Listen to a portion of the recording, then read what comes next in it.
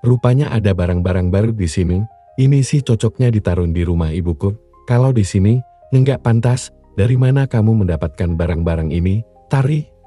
Aku tidak percaya jika kamu yang membelinya. Apalagi suami kamu, yang kata ibuku hanyalah tukang ojek. Berhenti menghina kami. Firman berteriak marah keluar dari tempat persembunyiannya. Memangnya kalian saja yang bisa membeli barang mahal? Barang-barang ini milik istriku dan sangat cocok menjadi miliknya. Feni hanya bengong melihat wajah tampan suami Lestari, pria yang selalu dihina dan direndahkan oleh ibunya itu. Memang tampan dan sedap dipandang mata, buntelan kentut, jelek. Sama sekali tidak cocok tersemat untuk seorang Firman yang gagah dan tampan.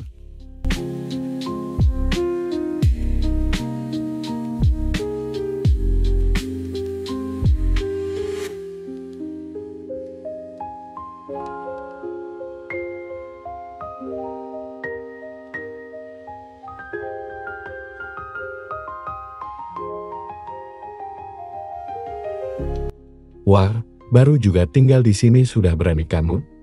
Jodoh cerminan diri menang betul adanya. Si Lestari yang enggak punya sopan santun, dapat suami yang urakan juga. Feni, ayo pulang. Biarkan saja manusia-manusia miskin ini berkembang, yang pasti tidak akan bisa menyaingi kekayaan kita. Dari segi rumah saja, mereka sudah kalah jauh.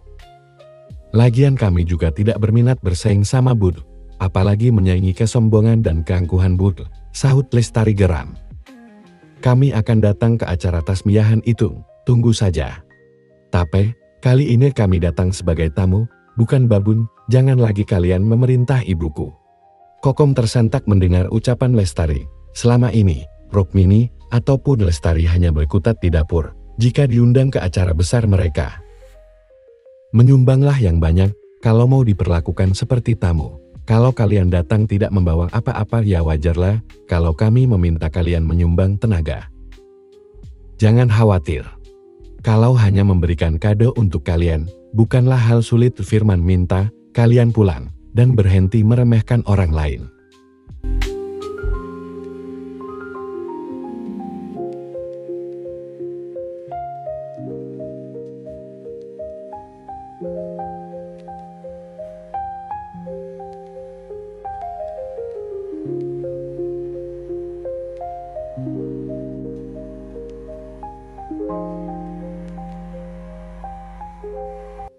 Duh, enggak usah nyolot. Kami memang mau pulang kok. Kami alergi jika terlalu lama berada di rumah kalian. Dengar, sempit, enggak ada AC. Ayo pulang, Fen.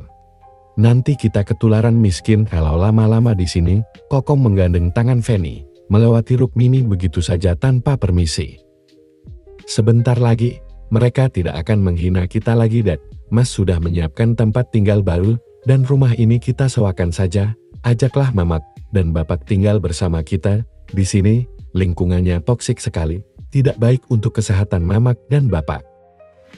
Mas, tidak perlu repot. Kami sudah biasa kok diperlakukan seperti ini.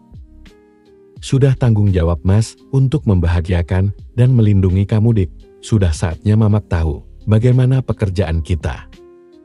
Maksud kalian apa? Apa yang sebenarnya kalian sembunyikan? Apa barang-barang ini? Kamu yang membelinya, Lei? Tanya Rukmini bingung. Sebenarnya Firman hanya menyamar jadi tukang ojek, Mak. Pekerjaan Firman sendiri bukanlah tukang ojek. Firman memiliki toko pembuat buket terbesar di Semarang. Firman juga memiliki beberapa cabang restoran yang menyediakan makanan Nusantara di kota Semarang. Maafkan, Firman baru mengatakan kebenaran ini, Mak. Ya Alf, mau kamu kaya atau tidak, Mamak tidak pernah mempermasalahkan pekerjaan kamu. Lek, Mamak sudah sangat bersyukur karena kamu sangat bertanggung jawab pada istrimu. Alhamdulillah, ya Allah, menantuku orang berada. Engkau angkat derajat kami lewat pemuda baik ini. Rukmini tidak menyangka jika menantunya adalah orang kaya. Kebetulan, rumah baru kita masih di daerah sini juga.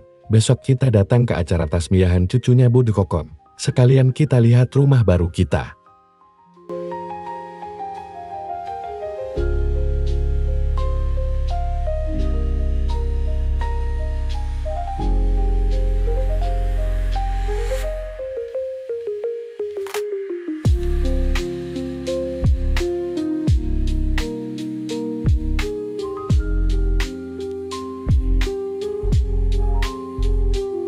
Keesokan harinya, mereka berangkat ke rumah Feni yang terletak di kota Yogyakarta. Mereka memilih angkutan umum. Rukmini dan Bagio, mereka lebih memilih di rumah. Mereka tidak mau ikut, karena hanya akan dihina oleh Kokom dan teman-teman sosialitanya yang kayaknya masih nanggung. Alias enggak kaya-kaya banget.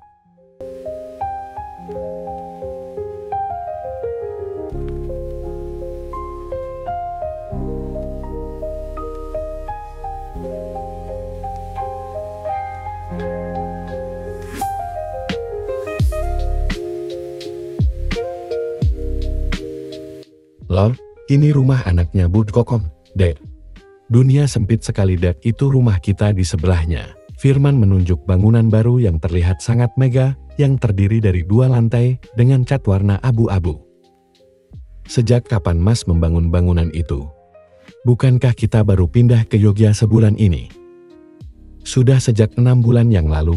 Mas tidak tahu jika sebelahnya adalah rumah saudara sepupumu, Dek. Loh, malah bagus, Mas. Mereka bisa kepanasan setiap hari. Ya sudah, ayo kita masuk. Mas, bukat uang 10 juta ini untuk Feni, Mas? Tanya Lestari memastikan.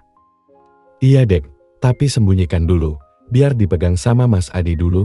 Mas mau melihat reaksi mereka jika mengetahui kita datang tidak membawa apa-apa. Aduh, sebaiknya jangan, Mas. Aku enggak mau. Nanti Bud Kokom heboh dan menghina kita habis-habisan.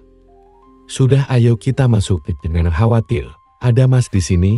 Mereka pun masuk setelah mengisi buku tamu.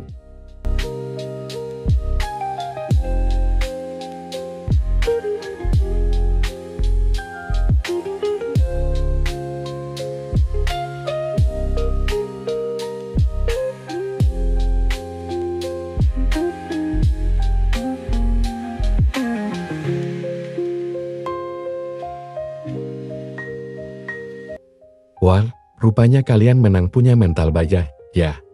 Berani datang. Mana ibumu, Lestari? Cucian piring sudah menunggu di belakang. Feni berkacak pinggang sembari menatap tak suka akan kehadiran Lestari. Langsung ke belakang, ya, karena ibumu nggak ikut. Jadi kalian saja yang mencuci piring. Maaf, kami datang sebagai tamu, bukan babu. Kini Firman sudah berdiri di depan Feni dengan tatapan elangnya. Kenapa melotot? Kamu pikir aku takut? Ganteng sih, tapi keren. Sok-sokan jadi tamu. Bawa amplop enggak?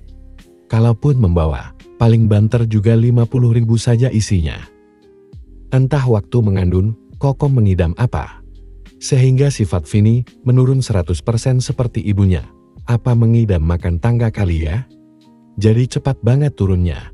Bahkan tidak meleset barang sedikit pun, nyinyirnya, jahatnya. Mulut mereka sama-sama mengandung racun yang berbahaya.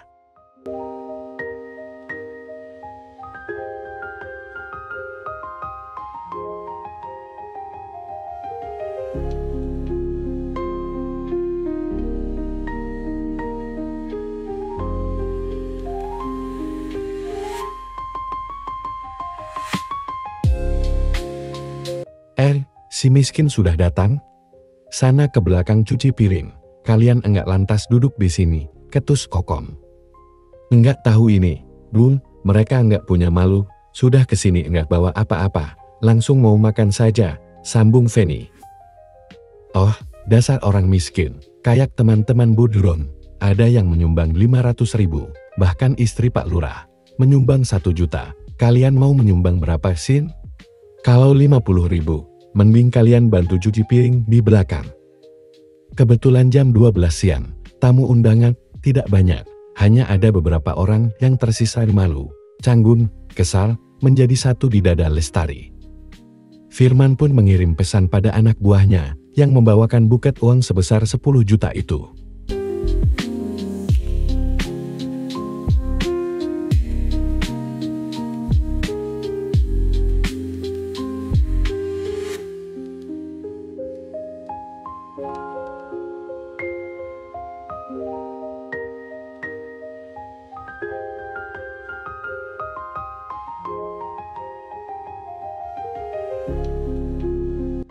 Permisi, ini buketnya Pak, kebetulan toko sedang ramai, saya langsung pamit ya, Pak. Iya, besok ada 2 pekerja baru yang ingin bertemu. Apa Bapak bisa pulang sebentar ke Semarang? Kedua manusia sombong itu langsung melongo mendengar ucapan Adi. Buket uang itu juga tak luput dari penglihatan mereka. Kokom dan Feni pun langsung bungkam sesaat. Adi pun melesat pergi setelah menjalankan tugasnya. Lestari pun lepasan tertawa melihat ekspresi Kokom dan Feni. Kamu bayar berapa? Bagus sekali aktingnya. Kokom pun bertepuk tangan seraya merebut buket uang yang berada di tangan Lestari. Halah, ini pasti uang palsu. Buang malukan kalian, sampai memesan buket segede ini, tapi isinya uang palsu. Silahkan dicek ke bank, biar tahu itu asli apa palsu, Bud. Masa suamiku memberi kalian uang palsu? Jangan terlalu kelihatan kalau nggak suka sama orang. Ayo dek, kita pulang.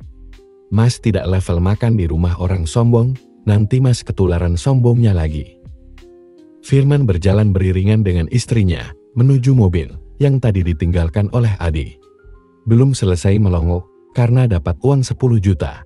Kini mereka melongo melihat Firman dan Lestari masuk ke dalam mobil mewah yang mereka saja belum tentu mampu membelinya.